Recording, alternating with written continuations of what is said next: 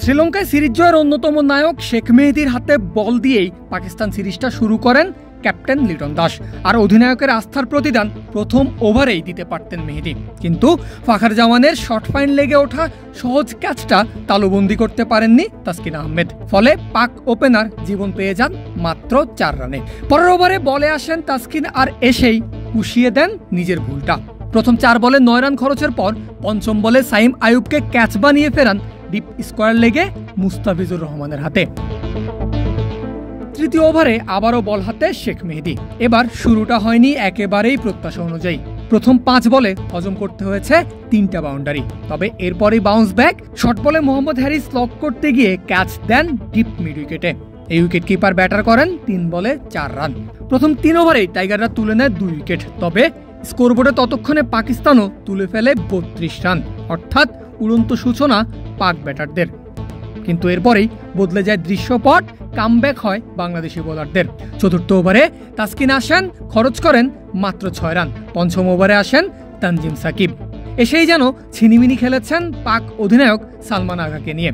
প্রথম 5 বলে তাকে নাচিয়েছেন এই তরুণ পেসার, আর শেষ বলে চাপে ফেলে ক্যাচ তুলতে বাধ্য করেন লিটন দাসের হাতে। পাওয়ার প্লে শেষ ওভারে বল হাতে মুস্তাফিজুর রহমান যেন রিপিট করেছেন ঠিক সাকিবের আগের ওভারটা। প্রথম 4 বলে 3টা ডট, এরপর উইকেট। ফ্রাস্ট্রেশনে বাউন্ডারি খেলতে গিয়ে সাজঘরে ফেরেন Hasan Nawaz.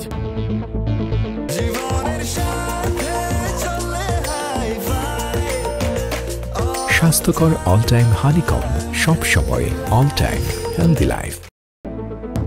Power play 6 over শেষে পাকিস্তানের সংগ্রহ 41 রান 4 উইকেটের বিনিময়ে, অর্থাৎ শেষ 3 ওভারে পাকিস্তান তুলতে পেরেছে মাত্র 9 রান। এই পাওয়ার প্লেতে 20টা ডট আদায় করেছে টাইগার বোলাররা, যার মধ্যে শেষ 2 ওভার থেকেই এসেছে 10টা ডট।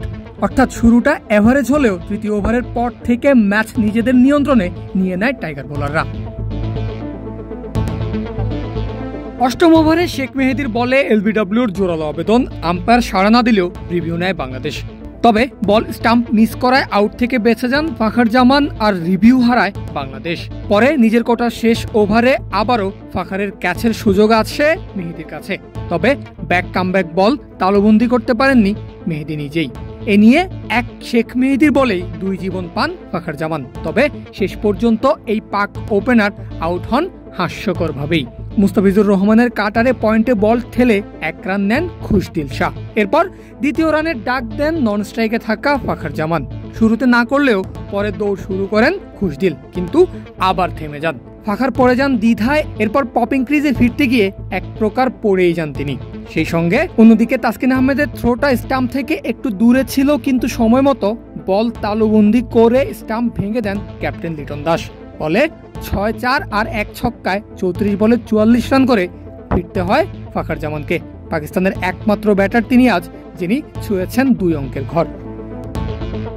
এরপর দ্বিতীয় ব্যাটার হিসাবে আব্বাস আফ্রিদি 2 অঙ্কের ঘর ছুলেও টাইগার বোলারদের নিয়ন্ত্রিত বোলিংয়ের সামনে গোটা ইনিংসে কখনোই দাঁড়াতে পারেনি পাকিস্তানের ব্যাটাররা, যার ফলে সিরিজের প্রথম ম্যাচেই জয় তুলে নেওয়ার জন্য সহজ টার্গেট পেল বাংলাদেশের ব্যাটাররা। পারভেজ আল হাসান, ক্রিক ফ্রেন্জি।